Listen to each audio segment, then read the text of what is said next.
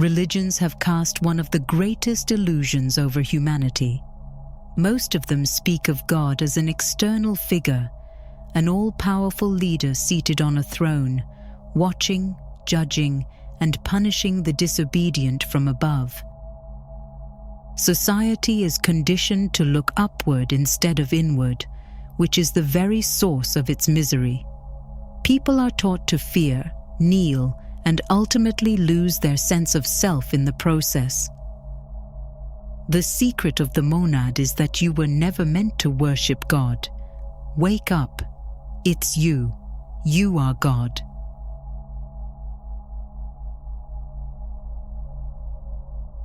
From the beginnings of humanity's search for meaning, all ancient schools were centered around one thing in particular: the divine is internal.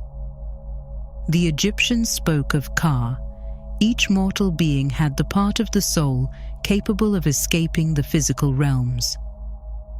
The Vedic traditions of India proclaimed that Atman is Brahman, the soul within is the soul without. The Greeks carved Know Thyself upon the Temple of Delphi. Being deeply aware of one's own nature is the ultimate source of strength. Even early Christianity, the kingdom of God is within you. The sacred place is not to be found in temples or churches, but in your own spirit. This type of societal perception brought a flourishing time, historically known as the Axial Age, to civilizations across continents. From Greece through India all the way to China, people began to question inherited myths, break away from rigid traditions, and transcend the limitations placed on human capabilities. Critical thinking replaced blind obedience, and individuals began to rise above the imposed doctrines. This age produced many great thinkers, leaders, and expanding empires. From the mathematical genius of Pythagoras, philosophical worldviews of Socrates and Plato, spiritual awakenings sparked by the Buddha, and the ethical foundations laid by Confucius, to the vast unifying vision of Alexander the Great that transcended the meaning of impossible. Empires rose around new philosophical foundations, cities became centers of learning, and humanity entered a period of intellectual and spiritual expansion unlike anything before it. Libraries, academies, and schools were built, dialogue and debate became publicly valued, and the human potential stepped into an entirely new realm of possibility. Then came a pivot point in history, which we may call the Great Separation, the moment humanity slowly shifted from inner sovereignty to external authority. As human potential expanded, people in power realized that they had less and less authority. The more aware a person becomes of their inner power, the less they want to submit to an external rule. People who believe they are infinite cannot be controlled. They think freely. They question orders.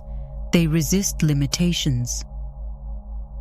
And so, the elite slowly began to shift the narrative from inward to outward. They began to reformulate the spiritual path from free, personal practice to the doctrine that directly points at the ruler. Piece by piece, they formulated the system of institutions, bureaucracy, and intermediaries, until the individual no longer stood at the center. Authority did.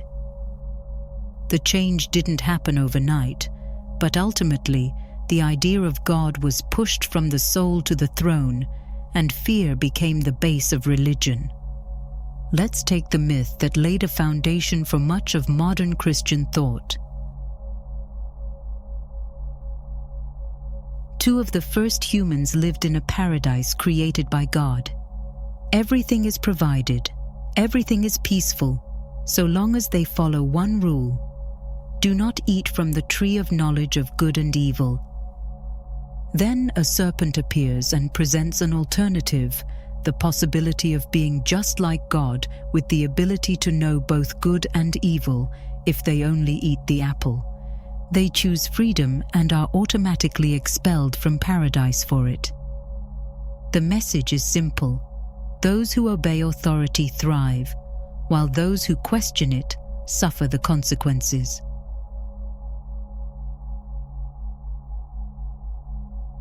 Before texts, before doctrines, before the idea of a distant ruler in the sky, there was a far older understanding of God, the monad. The word comes from the Greek word monas, meaning the one, not one God among many, but the singular origin of all existence. It is not a figure sitting above the world and ruling it. It is the world, and the world is within it. For the ancients, it was the source of all creations in the universe, and part of that source lived within each individual consciousness. Thus, the monad was not understood as something to worship, but something to awaken. The concept of the monad thrived for millennia, but as new centralized religious orders were established, the idea of the inner God was eventually labeled as heresy. The texts were burned, the speakers were silenced, and entire circles of wisdom keepers were forced into hiding. People could no longer speak openly of the one within.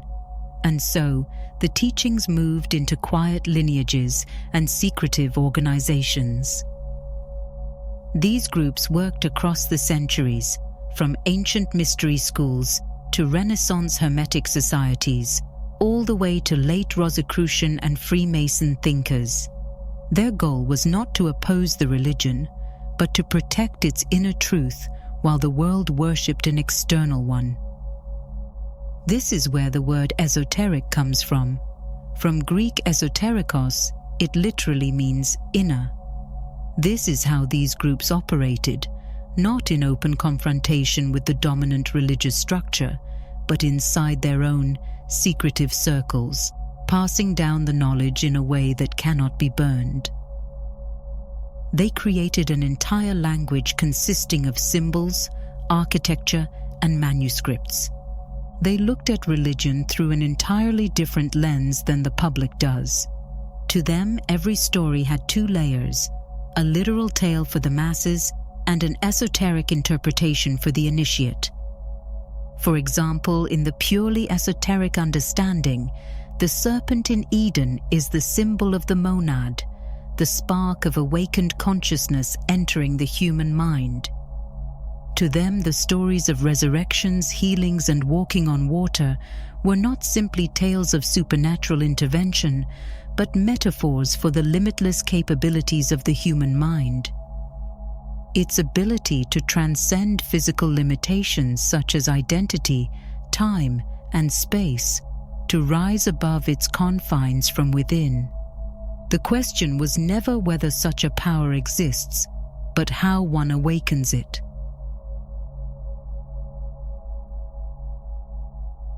The ancient philosophy of the monad teaches us that each of us carries a spark of the divine. God lives within you as a dormant force that waits to be awakened, and that divine part can be directly assigned to your imagination. You can become anyone, do anything, be anywhere in your mental world, and there are literally no limitations when it comes to that. The physical world is naturally constrained by the hard-set rules. You are assigned a certain identity, given a limited span of time, and anchored to one place at a time. Your mental world is free from all the limitations the physical world imposes on you. You can be omnipresent, omnipotent, and omniscient all at once. In there you are God in its purest form. Whatever you wish must be obeyed. Does it mean that your divinity ends in the mind alone? No. The process of creation in the universe takes place in two stages, first mental, then physical. Every outcome begins as a thought concept. But because most people base their thoughts only on what they see, their capabilities are limited to what already exists. Those who live by eyesight live in a world that someone else has made for them. Those who live by mindsight live in a world of their own making. When you rely solely on the physical world for proof, you are bound by it. When you trust the inner world first, the outer world eventually conforms.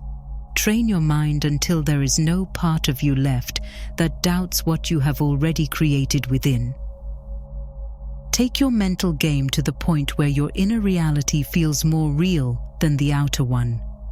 Imagine things deeply and continuously, day in, day out. Dwell in your imagination. See it, feel it, hear it. Immerse yourself in it so deeply that the lines between what's real and what's imagined blur. Divinity always begins from within. Awaken your monad. If you are ready to take your game to the next level, I created an entire playbook containing everything you need to know to bridge the gap between imagination and execution. Based on the lives of figures who turned the most delusional visions into a reality, it will give you practical steps you can gradually follow.